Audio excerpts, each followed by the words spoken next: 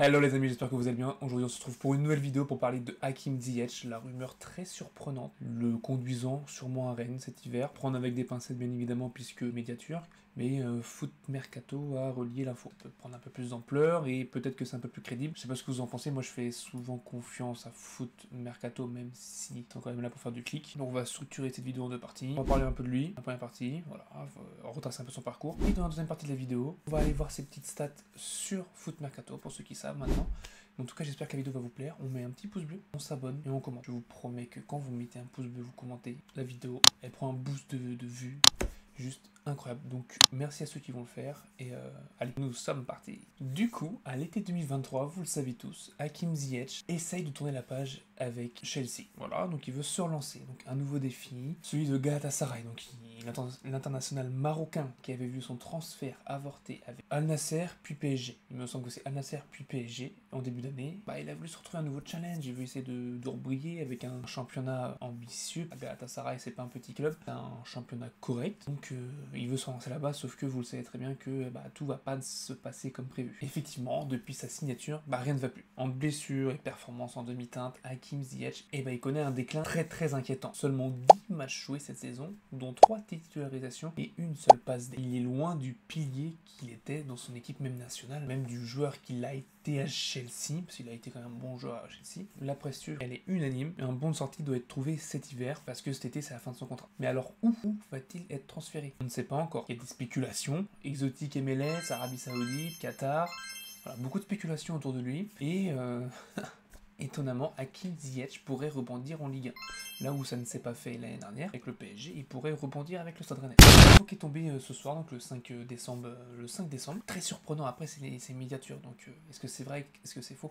Et il serait même chaud à l'idée de venir à Rennes.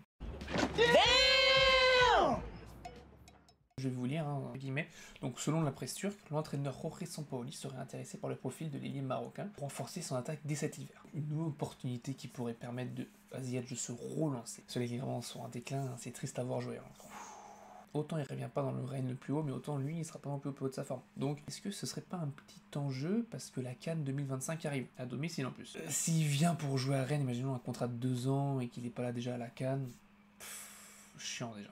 Chiant, mais on crache pas sur la soupe. Après, est-ce que ce transfert est réellement possible? Rennes est-il vraiment la meilleure des solutions pour lancer sa carrière? Lui qui était le maestro de l'Ajax, on va voir ça dans cette vidéo. C'est jusqu'à la fin, vous aurez la réponse. Donc le football, c'est quand même un art universel. Mais parfois, il arrive qu'un joueur s'y attache, il nous fasse plus vibrer que les autres, et ce soit finalement un artiste. Hakim Ziyech, à son prime, c'est tout à fait ça. Donc Hakim Ziyech, né en 93, il a des racines du coup au nord du Maroc, même qu'il soit né à Dronten, aux Pays-Bas. Et en fait, Hakim Ziyech, à 10 ans, il va perdre son père, et du coup, ça va changer sa vie, et là, il sera tout le temps au terrain du quartier, il sera tout le temps, en fait, il va trouver refuge dans le football. Il va trouver refuge dans le football, et le football va aussi l'accueillir. À 14 ans, il va intégrer l'académie de Heerenveen. Pourtant, son parcours, il va être semé d'embûches. Il va avoir une jeunesse marquée un peu des écarts de comportement, il va pas se tenir très à carreau, mais on sentait quand même qu'il avait un talent brut à faire éclore. Il va quand même se révéler. Il va faire ses débuts à Heerenveen et Twente, des débuts en professionnel. Ziyech, vous savez très bien, va éclater à l'Ajax d'Amsterdam. Il devient le maître à jouer, le métronome, capable d'un coup d'éclat à n'importe quel moment. Il est lui-même meilleur passeur du championnat néerlandais 5 saisons consécutives. Un record, il me semble,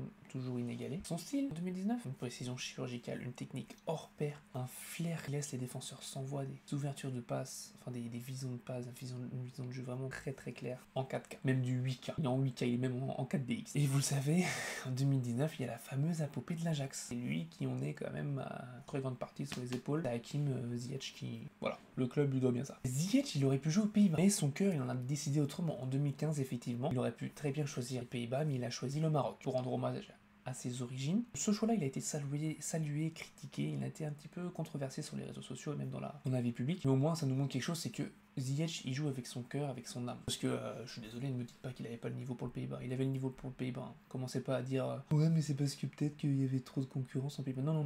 Ce Ziyech-là,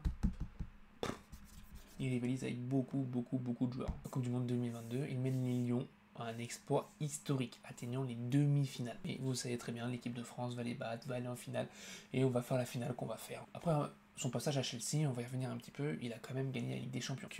Il continue de jouer au Galatasaray, mais au-delà des titres, sa valeur humaine qui se distingue souvent. Généreux et humble. Ce mec-là n'oubliera jamais ses racines. Je pense que ça peut être une inspiration pour beaucoup de jeunes au Maroc, et aussi ailleurs, mais surtout au Maroc, je pense que c'est une figure importante du pays. Moi, mon avis sur son transfert au Stade Rennais, je pense que c'est déjà il est sur le déclin, c'est pour se relancer. Après, voir où faut le faire jouer, parce qu'on a quand même Jota, on le fait jouer où on attaque. C'est ça le truc. Est-ce que c'est parce qu'on anticipe le départ prématuré de Blas, de Jota, qui sait, on ne sait pas vraiment. Pour moi, c'est oui, mais à condition que le salaire il soit pas non plus big. Si tu viens à Rennes pour être payé 500 000 € par mois, pas chaud, hein, pas chaud. À voir, maintenant on va aller traîner sur Transfer Market pour voir un petit peu les stats qu'il a fait dans sa carrière, tout simplement. Nous sommes partis sur sa fiche Transfer Market.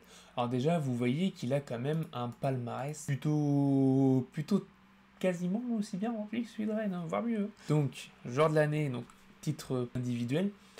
Joueur de l'année en 2018, logique. Joueur de la saison, ça c'est un trophée, attention à marque. Bon.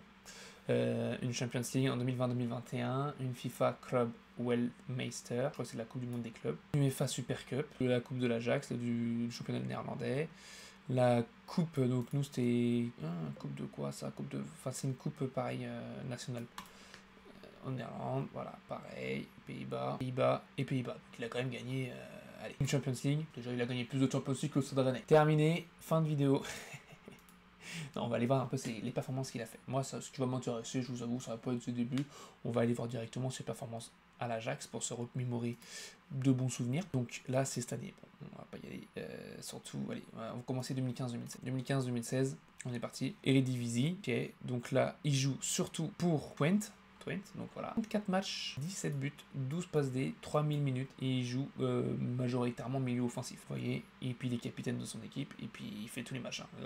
Là, il n'y a pas trop de pépins physiques, il n'y en a aucun, et il est décisif à tous les matchs. Donc, très très bon joueur. Donc 2016-2017, 46 matchs, 12 buts, 20 passes D, 3800 minutes, et là il joue il joue un peu plus bas aussi, 21 matchs en tant que milieu central un peu plus bas, et 22 matchs en milieu offensif. Là c'est pareil, vous voyez, il est titulaire, et puis il enchaîne les actions décisives finalement. Il est décisif. Enfin, refuser ce genre de joueur à Rennes, il faudrait être complètement fou. Qui nous dit qu'il va pas se relancer? Et il joue pour les autres, hein. Il joue pour les autres, vous voyez. Et là, ça y est, il rejoue MOC. 9. Et d'ailleurs, c'est là où il fait ses stats, hein. 8 buts, 15 passes D sur les 9 buts et 18 passes D qu'il va faire dans l'année. Décisif quasiment à chaque match. Voilà, que voulez-vous que je vous dise de plus? Que voulez-vous que je vous dise de plus? Surtout que là, il roule sur l'heure. Non, c'est la saison-là, 2018-2019. Là, il va rouler sur l'heure. Pas 49 matchs, 21 buts, 24 passes D, 4000 minutes. Et là, par contre, il joue majoritairement ailier droit. Donc, c'est ce que je vous disais tout à l'heure. Est-ce qu'il n'y aurait pas un problème avec Blas à droite, à l'ONOC? Ou alors, peut-être que Roré Sampaoli, dans son plan de jeu, il veut vraiment décaler Guiri ou Blas en tant que vraiment milieu offensif, et du coup ça libérait un champ soit à gauche soit à droite pour Ziyech. Je dis ça, je dis rien. Vous voyez là, il joue tout. Voilà, il joue tout. Enfin, voilà, il a très peu de pépins à ligament collatéral déchiré. Ça fait mal. Et vous voyez, jusque-là, il n'a pas vraiment de pépins physiques. Là, je crois que c'est l'année où il a changé. Et oui, il fait ok, my bad. Il fait une autre saison, voilà. Pareil. Là, par contre, c'est un peu plus dur, mais en termes de but, hein. Mais en termes de passe. Et là, vous voyez, il joue un peu partout. Ailier droit, ailier gauche, ailier offensif. 2020-2021. Là, je pense, il se fait mal de blessures. Il est transféré à Chelsea, c'est le début des emmerdes, finalement. C'est le début des emmerdes, parce que vous allez voir qu'en 2021-2022, si je dis pas de bêtises, c'est pareil. Voilà, 44 matchs pour 2000 minutes, donc là, il joue pas beaucoup non plus. Sur le banc, problème, tendon. Voilà, là, il a deux blessures assez emmerdante. Vous voyez que là, par contre, il va être utilisé un peu partout. Milieu offensif, ailier droit, milieu droit, avançante, milieu central, deuxième attaquant, ailier gauche. Au moins, ce qu'on sait, c'est qu'il s'est joué un peu partout. 2022-2023, il se dit, je vais peut-être me relancer, tout ça. 931 minutes, 3 passes D. Là, c'est la descente aux enfers. Hein. Sur le banc, pas dans l'effectif. Là, par contre, il a pas de blessure, mais descente aux enfers. Et du coup, 2023-2024, là qu'il est transféré à Galatasaray. Et là, vous allez voir qu'il est à 23 matchs, 8 buts, 4 passes D, 1300 minutes. C'est que dalle pour une saison. Non éligible, blessure à la cheville, blessure au pied, blessure inconnue, blessure à la cheville. Là, il est en sélection nationale, donc en même temps que le championnat. Et 2024-2025, 10 matchs, une passe D, 317 minutes. Alors, il est en fin de cycle. Oui, mais on y croit. Moi, j'y crois. Après, voilà, s'il vient pour ne pas jouer, s'il vient pour être blessé, ça va être chiant, vous savez très bien. Mais un nom là, au Stade Rennais, on ne dit pas non. on dit pas non. Après, quel terme, parce que là, vous voyez qu'il a joué 317 minutes cette saison, donc c'est que dalle, 17.